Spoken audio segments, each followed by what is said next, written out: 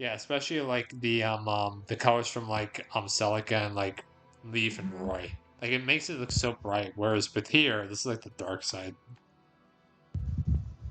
Okay, so I guess so the final emblem, the fire emblem, which is what you become after you beat the two-parter chapter that we got done with. It's as you guys can see, I'm trying to scrap for things to talk about because this is a very hard to bring to rate. So, the fire emblem, basically, how it works is that Roxy needs to have a full emblem meter engaged, so you might as well equip her with another emblem for the stat bonuses. Though, when you're engaged with Roxy, depending on your level, your stats go up tremendously. Mostly your HP, like you get 15 Hmm. HP, 4 speed, and 4 defense at max. Like that's insane. Like Roy and like Ike and Hector don't even give that much HP at max. Right. That's insane. Like 15 HP. That's crazy. So, let me see. Where are my notes? Where are my no- Oh, come on, really? I know I have my notes here.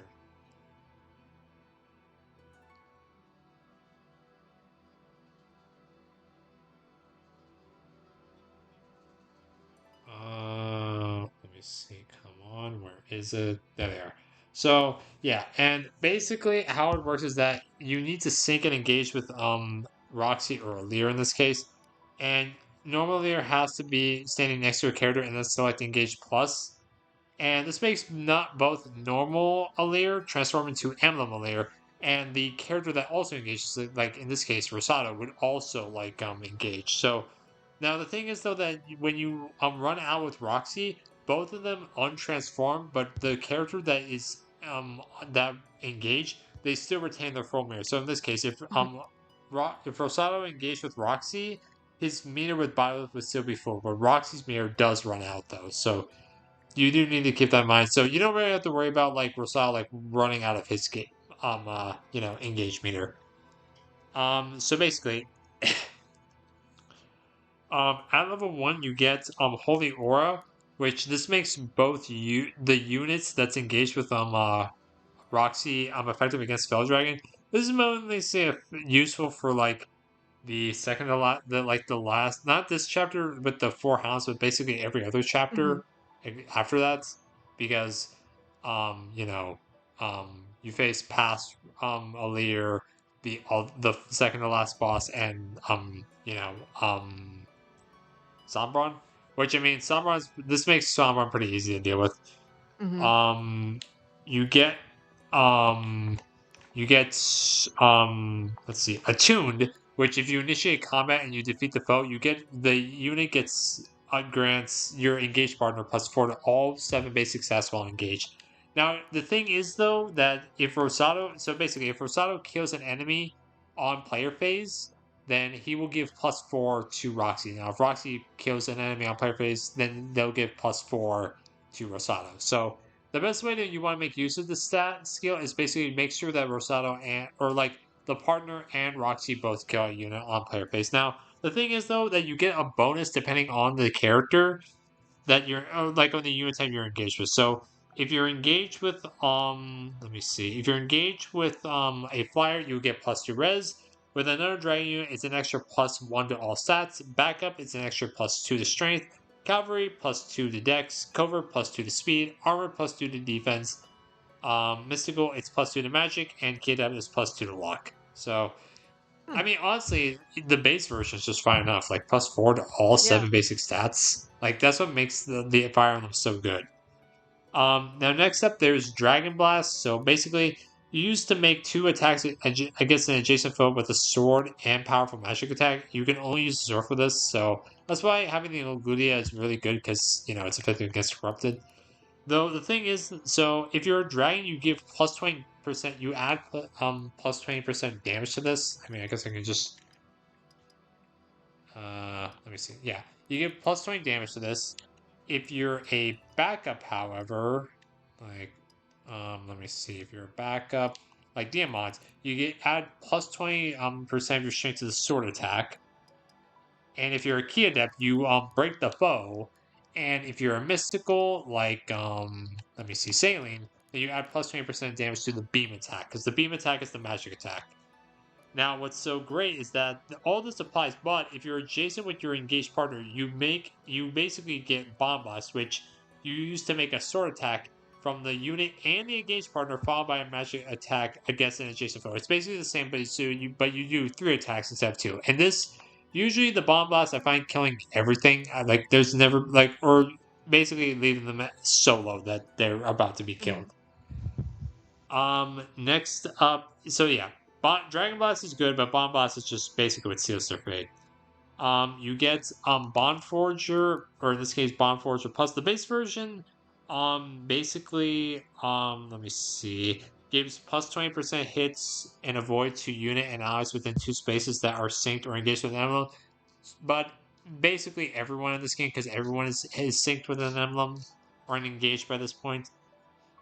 And then finally, there's a Bond Forager, which is plus 20 or plus 30 compared to the plus 20.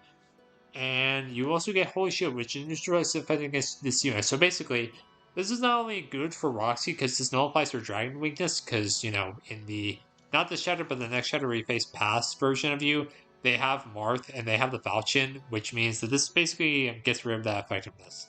Plus, it's really good for Mars Paralog and the next Paralog because the boss in that chapter has a fucking Worm Slayer, which I hate that boss for. He's so annoying. Like, that's such a cheap. And finally, you get the Boon of Elios. Now you have to complete the connector paralog and give this ring to someone you have an A support with. And what this does is that it boosts the bond to level 21. And if the unit initiates combat, it grants a bonus to crit and dodge equal to 2 times the number of allies who have acted this turn. So basically, if you have all like 13 units acted and you use this, that's basically 20% crit and dodge you're getting if all your units have acted on one map basically, which is insane. So yeah, that's basically all the engaged skills. Crystal, 5 stars. Like I don't think I Yeah, can give 5 stars anything without else. question. This is the Yeah, Fire Emblem for a reason. like I have nothing else to say. Like this is all like good. All right, and Yeah, then we. no, it's Oh, what? Did you have something sorry. else to add? Oh, I was just gonna say, yeah, like it's busted. Yeah, I mean it makes sense why you get this at the end. And yeah, you get sword and art proficiencies, which I don't know why you're getting proficiencies at this point. Like, Yeah. what is the point? And plus, sword and art, like really, like Byleth gives that stuff at this point. You've had them longer. All right, now next up is the engaged weapons, and let me see. Wait, where are we actually on this? Are we like? Okay, there we go. Oh, we're actually right after Byleth. Okay. So yeah, we actually, oh wow, I can actually get a maximum of 14 onto all these. Oh wait, I don't, wait, can I not add? Oh, I don't have the crystals for them, that's why. Okay, so we can start with the Lithuriation. This is basically an updated version of the Liberation, which is it, but this is the sort of Emblem Roxy. If the user defeats a foe in player phase, you feel the adjacent allies engage me by 1. This effect has never really come into play for me, I gotta be honest. Like, Yeah, I've never never really has. really. Plus, there's so many emblem energy tiles that I feel like this doesn't that you don't really need to worry about filling your engage mirrors. Like this would also be good with Rafal's like level 25 skill, and this because he filled the engage mirrors by 2 with his level 25 skill, and this. But again, like that's such a controlled situation that I don't think it's really worth it to me. And this sword is really good though. Like 15 might, Hmm. 90 hit, 10 crit, 10 weight. Not that heavy. It's really good. It's only 1 range, but Yeah, that still is pretty good. pretty good weapon. And next up is the Dragon Fist. This is a magical fist art. This is the only magic fist art actually, but Hmm. it's still a fist art, so it still uses like, your strength and magic divided by 2. But the stats aren't bad. Like you have like 10 might. Like that's really good. 85 hit, 9 weight, and user initiates combat attacks twice. But it uses magic actually. So it uses your strength and magic divided by 2, but it uses your magic, so you're targeting the res basically of the foe. So yeah, this is pretty good for magic units in my opinion, Hmm. specifically like Pendra and Sailing. And finally, the All Gudia, which is basically what I think is like the best weapon you're gonna get out of Roxy. So yeah, 8 might, 90 hits, 7 weights, and effective against corrupted. This is one of the few like weapons that have against corrupted, which is honestly, in my opinion, the best weapon because comparing Yep. this to Sigling, like it has 4 less might, but still, like that's something. And comparing this to Seraphim, like it's better than Seraphim, but not as good as Siglin. But the thing is though that Siglin, you can only have this like equipped to 1 unit, whereas with Roxy, you can have basically Hmm. 14 units equipped with this. Like depending if like how you go about it, obviously, because this is an emblem that anyone can use at any time. And you don't have to worry about like the stats because Roxy doesn't like really give like strength or anything. She gives speed, defense, and HP. As long as you have the strength to wield this, I think anyone makes good at this weapon. So Yep. 5 stars again for engaged Yeah. weapons. No, I'm also gonna give 5 stars. Like, they're not stat wise, they're not as insane as some of the other weapons we've seen, but you have to keep in mind that there will be, when Roxy engages, there will be 2 people equipped with these weapons, Yeah, and which is really good. mhm. And from here on out, you're only facing a corrupted. So Yeah. Yeah, why having not? another weapon that's effective versus corrupted is insane. And I never really find like Roxy getting engaged or having to fill up her meter all that part of that bit of a problem. Yeah. So yeah. And finally, Yeah. skill inheritance, which there is none, so one Yeah. star, I That's guess. Like, we can't rate the skill inheritance because you can't inherit there skills, is which none. I understand why you can't inherit skills, because if you can inherit these skills like Bond Forger, Yeah, Holy that would be Shield, crazy.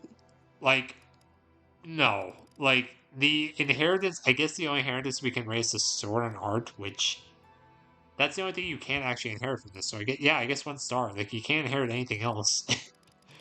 So Yeah, and